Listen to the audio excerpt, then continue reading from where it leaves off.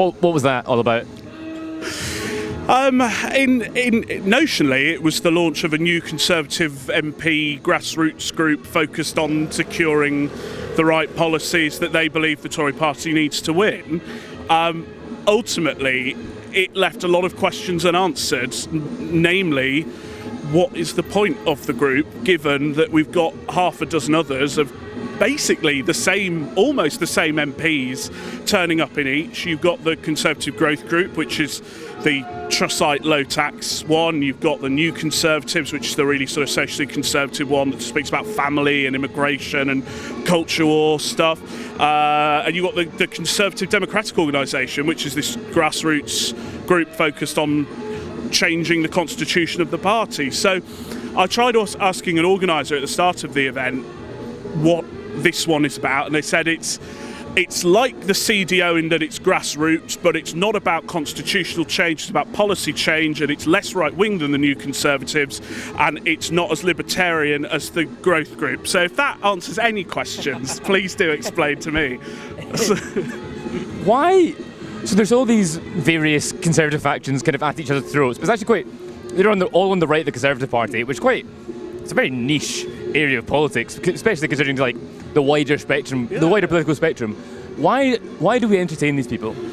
Well, I think we entertain them in the media for the same reason that they keep launching, which is that there is a complete policy vacuum in number 10 and largely a personality vacuum in the cabinet. You know, we can criticise all we like. The sort of people turning up and speaking today are far more interesting than the cabinet. You know, Rees-Mogg, Lee Anderson, Liz Truss.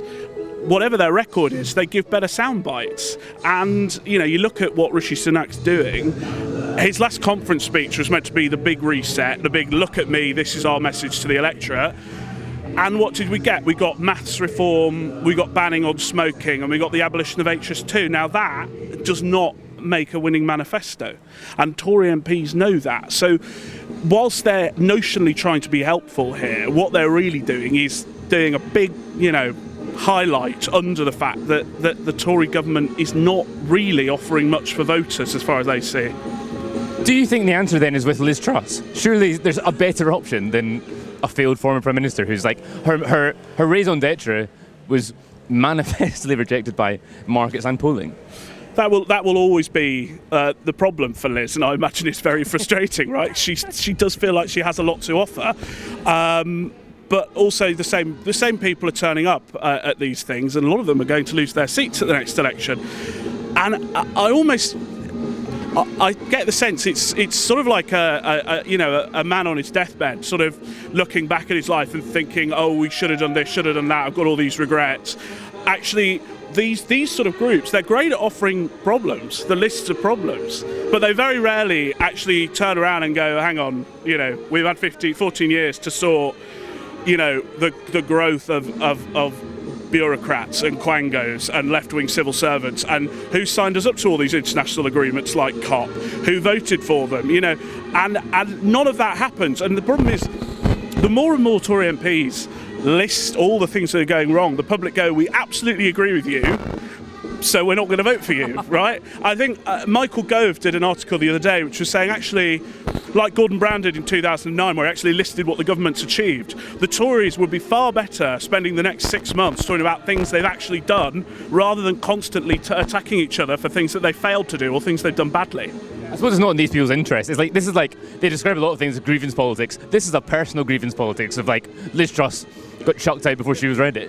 It's also like one of the main reasons that the Tories have failed to do meaningful reform is that they bloody love talking and they don't love doing as much. And ultimately, you know, there's a big sign, a big biblical quote above where they were all talking, which was like, essentially talk less, do. And that was just a big talking shop with very few, you know, concrete policy proposals that are actually going to happen. You know, there's stuff like, you know, have voluntary opt-ins for environmental taxes or fracking, or, you know, abolish wokeism. But, you know, that ain't happening before the next election. To my mind, listening to her, she sounded very conspiratorial-minded. I don't think she came across brilliantly in that, and I doubt, if anyone's taking her seriously, I don't think but if anyone was still taking her seriously, I think it's very unlikely that's going to move the dial in her favour. She sounded, for one of a better words, she sounded mental. It was a very impressive improvised speech, I thought. She didn't have any notes. I think the people in that room are receptive. I think what's interesting... They're also mental. Not for me to comment. I think one of the interesting things, and you're right to pick up, like, you do look at some of the language, some of the policy proposals that Tory MPs are getting away with advocating these days. So you think, like, under David Cameron, they lost the whip. And I do think it's very interesting to think, where on earth is the Tory party going to go in opposition when they are completely unshackled from obligations of, like, international diplomacy and whatever. I just think, where are they going to go? I think the sort of centrists or nationists will just be hoping that an awful lot of the sort of more radical MPs are probably going to lose their seats. The red wallers who speak their mind. Unfortunately, I think they're great value, and I love Lee Anderson. I'm a genuinely, like, not even ironic, proper fan of Lee Anderson. But unfortunately, a lot of them are on course to lose, and I think they'll be hoping that the Tory party will return to this sort of Cameronite centrist, ideal very shortly. I won't take up too much more of your time. Let's talk about the lobby slightly. The lobby comes under a lot of criticism. What are some of the benefits of the lobby? That's a good question, and you've asked an interesting person, because in my previous job at Guido Fawkes, I spent many years actively pissing off the lobby by going into the number 10 Downing Street briefings and live tweeting them. I think the lobby has potential upsides and also some genuine flaws. I think the upsides are, for example, when you go to these briefings, if the government's on the back foot and you've got 20 or 30 seasoned political journalists trying to get the answer to something, you hear these answers, they're pre-written, right? The spokesman has a pre-written sentence and he'll repeat it, and the lobby is very good when it smells blood of, between them, backing these guys into a corner, exploring every single avenue, examining every specific sentence, structure, word, and eventually forcing the truth out. And I think that's very useful. But the alternative side to that is that you're very subject to groupthink quite often. And also, I think it's incredibly easy when you're working in the Palace of Westminster to get obsessed with the gossip and the personality and the micro stuff when actually most people don't care. And I do sometimes sympathise with the government. You think, if you're trying to do substantial policy reform and you go out on the media round or whatever, and all people are interested in is, like, who's stabbed who in the back today, or who's briefed what against who because they don't like each other and they're trying for different leadership thing. I get why that's frustrating, and I think that is a problem. I think it's also, like, this is symptomatic of it, isn't it? Like, we're all here, the lobby's here. Circus, right? Yeah, we're like, this isn't good. Liz Truss will never be Prime Minister again. I really doubt any of the one there, in the near future, will be in government. These policies, it's quite unlikely in the next election they will be Conservative Party policies, but we're just as guilty of it. We're here. Yeah, I mean, it's also, right, it's not just Rishi Sunak's fault, it's Keir Starmer's fault, it's Labour's fault, it's the Lib Dems' fault, it's the Green Party's fault, it's Reform UK's fault. Where are the personalities? Where are the sort of people with gravitas or with a sense of humour or know how to speak normally in politics these days? Yeah. That's why we turn up to these things, because not only is the stuff over in Parliament not interesting, the other point is that the government's doing the square root of jack all most days, right? You talk to MPs. I remember when I used to work in Parliament, the MPs would come down on Monday evening, they'd go Friday morning. Now they're coming Tuesday lunchtime, they're going Wednesday lunchtime, they're campaigning in the constituencies. The government is using basically none of its parliamentary time to get bills through, and what it is passing, it's rushing through, and a lot of them end up being quite crap. That's why they get held up in the Lords.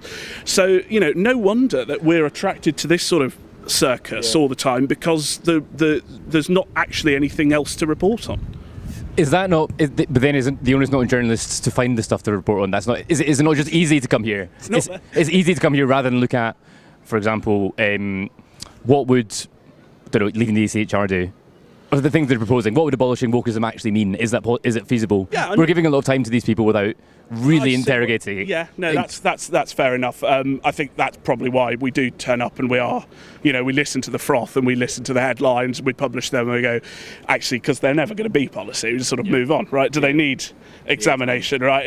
If the Tories were 20 points ahead and were changing leader and this were a leadership election, then that would warrant scrutiny, and actually the lobby would do it by and large. But given that it's all irrelevant, given that a Rishi Sunak's speech is barely worth turning up to these days, because very little's going to happen, or what is announced is already basically happening anyway. Why not? Why not turn up and enjoy the circus while we can?